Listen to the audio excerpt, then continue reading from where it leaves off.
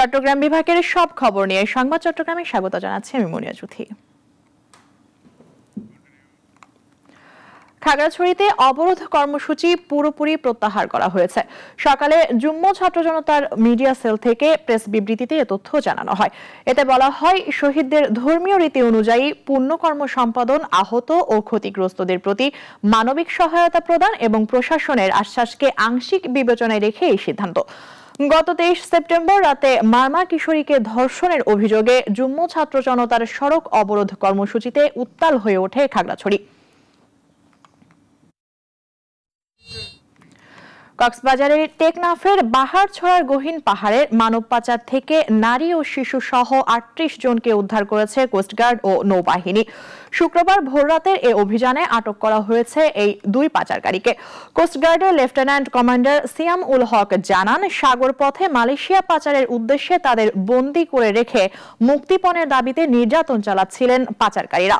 উদ্ধারকৃতদের মধ্যে আছেন 18 নারী, 12 পুরুষ ও 8 শিশু।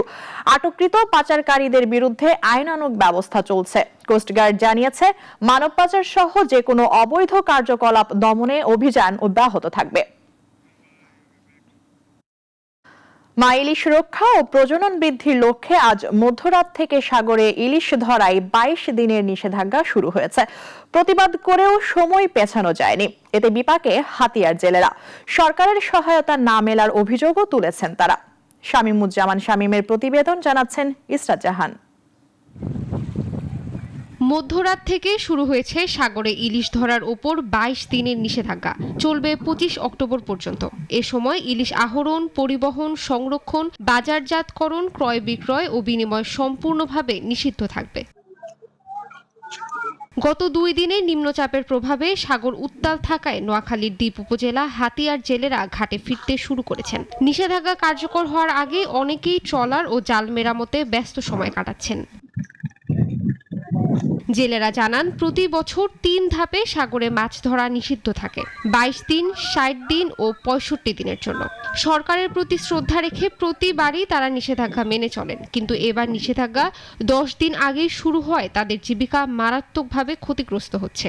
ভারতের সাথে যদি মিলে দিত তাহলে আমাদের জন্য সবাই একটা ভালো হইতো। কথা 7 তারিখে অভিযান যদি না দিই, যদি 13 তারিখে অভিযানটা দিত, জেলেরা আরো অনেক উপকৃত হতো। এখন যে পরিমাণে মাছ লাগতেছে, এই সময়টাতে আমরা মাছ ধরার কথা, কিন্তু মাছ ধরতে পারতেছি না। জেলেদের অভিযোগ, সরকারিভাবে যে পরিমাণ সহযোগিতা দেওয়ার কথা সেটি প্রকৃত জেলেদের কাছে পৌঁছায় না। অনেকেই ভিজিএফ কার্ড থেকে বঞ্চিত। এদিকে চলতি বছর সাগরে ইলিশও কম ধরা পড়ছে। তার উপর নতুন এই নিষেধাজ্ঞা তাদের আর্থিকভাবে আরো বিপদে ফেলবে বলে জানান তারা। 3 বছরের ভিতরে আমি চাইল পাইছি, ফইলেবার একবার 25 কেজি আর একবার দিছি 40 কেজি। এই 2 বারে 3 বছরের ভিতরে আমি 2 বার চাইল পাইছি। কাট করে দিয়ে বলছিল, আমরা আইডি কার্ড সার্টিফিকেট এগুলো নিয়ে পরিষেবা অফিসে জমা দিছি এবং 300 টাকা করে জমা দিছি। আজকে 2-3 বছর হয়ে গেছে, আমরা এখনো জেলে কাট পাই নাই। কর্তৃপক্ষ বলছে, নিষেধাজ্ঞার সময় ইলিশ ধরা প্রতিরোধে অভিযান চলবে। আমাদের প্রত্যেকটা ঘাটে আমাদের টিম থাকবে, নিয়মিত অভিযান চলবে। আর হলো যে ঘাট সংশ্লিষ্ট যেগুলো বরফগুলো আছে সবগুলো বরফ কল মানে সংযোগ বিচ্ছিন্ন থাকবে, বরফ বানানো বন্ধ থাকবে। ভারতের জেলেরা এই সময় বাংলাদেশ সীমানায় ঢুকে মা ইলিশ ধরে নিয়ে যায়। জেলেরা আশা করছেন সরকার তাদের সহায়তা জোরদার করবে এবং ভারতীয় অনুপ্রবেশ ঠেকাতে কঠোর নজরদারি বাড়াবে। ইসরাত জাহান, নাগরিক। এবার ইলিশের পুরো মৌসুম জুড়ে জমজমাট ছিল চাঁদপুরের বড় স্টেশন মাছঘাট। নোয়াখালী, হাতিয়া, রামগতি থেকে আসা নরম ইলিশ থেকে ডিম সংগ্রহে ব্যস্ত ছিলেন শ্রমিকরা। ইলিশের বাজারও ছিল চড়া। ইলিশ ধরায় নিষেধাজ্ঞার শুরু হয়েছে। এখন থেকে এই আয়ে চলবে তাদের জীবন। ইলিশ ধরার মৌসুম শেষের আগে চাঁদপুরের বড় স্টেশন মাছঘাট সরগরম ছিল ইলিশের ডিম বেচা কেনায়। সকাল থেকে গভীর রাত পর্যন্ত চলেছে কেনাবেচা, প্রক্রিয়াজাত আর সংরক্ষণের কাজ। এই 1 মণ মাছ কাটলে 4 কেজি ডিম হয়। আপনি ডিম দিয়ে এই জায়গা থেকে নিয়ে যাই, আমার পার্টি আছে, আর আমরা ইলিশগুলো কাটতে আমরা বাসায় নিয়ে যাই। নন ইলিশ এগুলো আমি খামার করে মানে কক্সিটা ফিটিং করতেছি। মাছ বুঝা 50 টাকা, 100 টাকা, 150 টাকা, 200 টাকা। ডিম সংগ্রহের জন্য হাতিয়া, রামগতি, চট্টগ্রাম থেকে আসা 3 থেকে 4 কেজি ওজনের নরম ইলিশ মন হিসেবে কেনা হয়। প্রক্রিয়াজাত করা হয় সংরক্ষণের জন্য। এই ডিম পচবে না, আমরা যেভাবে প্যাকেজিং করি এই প্যাকেজিং 72 ঘন্টা পর্যন্ত গ্যারান্টি। যেটা হচ্ছে আপনার 5 কেজি নিতে চাইলে আপনার 600 টাকা হচ্ছে কুরিয়ার খরচ, আর বক্স হচ্ছে 300 টাকা, মোট 900 টাকার মতো খরচ আসে। সারাদিনে প্রায় 30 থেকে 40 কেজি ডিম সংগ্রহ করতে পারেন শ্রমিকরা। এই কাজেই চলে তাদের সংসার। সংগ্রহের পর আকার অনুযায়ী ডিমের দাম নির্ধারণ করেন পাইকাররা। ছোট সাইজের ডিম বিক্রি হচ্ছে কেজি প্রতি 2400 থেকে 2500 টাকায়, আর বড় সাইজের ডিমের দাম ছুঁয়েছে 3000 থেকে 3600 টাকা। ডিমের পরিমাণ মোটামুটি ভালোই, খারাপ না, ভালো ডিম হইতে আছে। লুজ মাছটা, দুর্বল মাছটা বা লোনাযুক্ত মাছ বা লোনার জন্য উপযুক্ত ওই মাছটা আমরা ডিম কাটি, যে আমাদের ডিমগুলো আলাদা সেল করে বাকি মাছটারে লোনা করে ফেলি। ছোট যে ডিমটা সেটা হচ্ছে আপনার বর্তমানে 2400, 2500, 2700 এরকম আর কি রেট যাচ্ছে, কম বেশি। চাঁদপুরের রেল স্টেশন মাঝঘাটে প্রতিদিনই ইলিশ আর ডিমের ক্রেতাদের ভিড় ছিল। কেউ নিজের জন্য কিনেছেন, কেউ বা রপ্তানির উদ্দেশ্যে বক্সে ভরে পাঠান বিভিন্ন জেলায়, এমনকি বিদেশেও। ইলিশ মাছের দাম একটু বেড়ে গেছে। ইলিশের ডিম এত পছন্দ কেন আপনার? ইলিশের ডিম স্বাদ বেশি, এই জন্য তাই খাইতে খুব ভালো লাগে, এই জন্য আসছে, কিন্তু দামটা আগের চেয়ে অনেক বেশি মনে হয়। পুরো মৌসুমে প্রতিদিন এই ঘাট থেকে বিক্রি হয়েছে প্রায় 250 থেকে 300 কেজি ডিম। আজ থেকে মা ইলিশ রক্ষায় অভিযান শুরু হলে এই কাজ বন্ধ রয়েছে।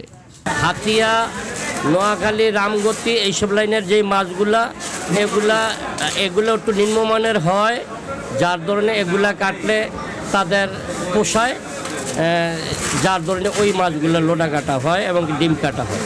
মধ্যরাত থেকে 25 অক্টোবর পর্যন্ত ইলিশ ধরায় নিষেধাজ্ঞা শুরু হয়েছে।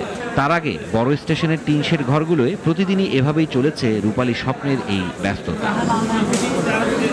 সিরাজুম মুনির শুভ, নাগরিক।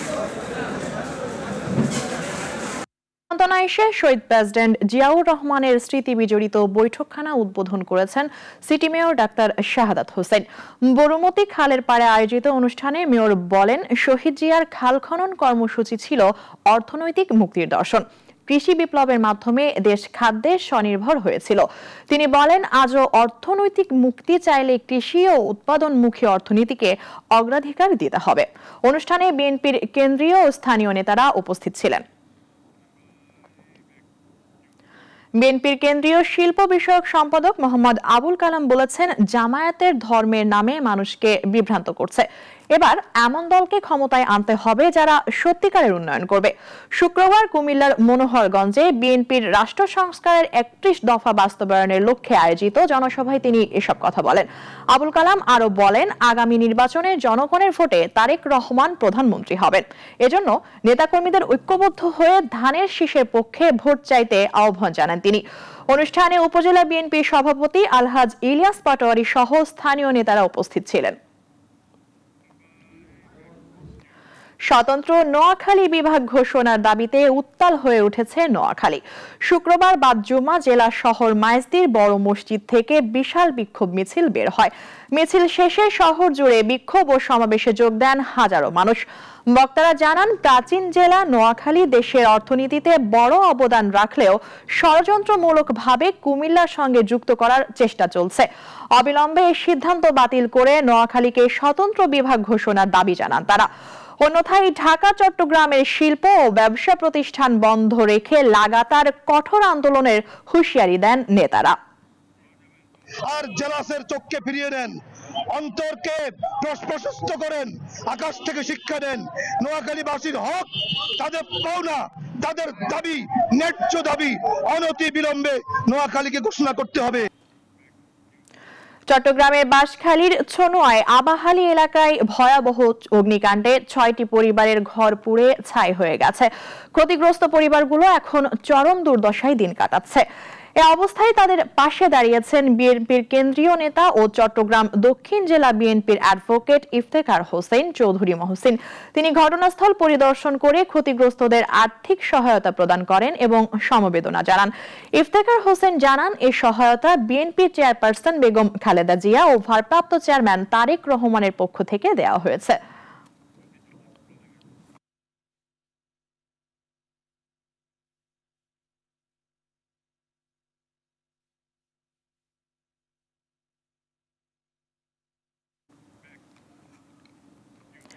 এখন এ পর্যন্তই চট্টগ্রাম বিভাগের সব সংবাদ নিয়ে প্রতিদিন দুপুর 1টায় থাকছে সংবাদ চট্টগ্রাম। এরপর বিকাল 4টায় বিশ্বের ঘটে যাওয়া সব ঘটনা নিয়ে নাগরিক সারা বিশ্ব দেখার আমন্ত্রণ রইল। সবাইকে ধন্যবাদ।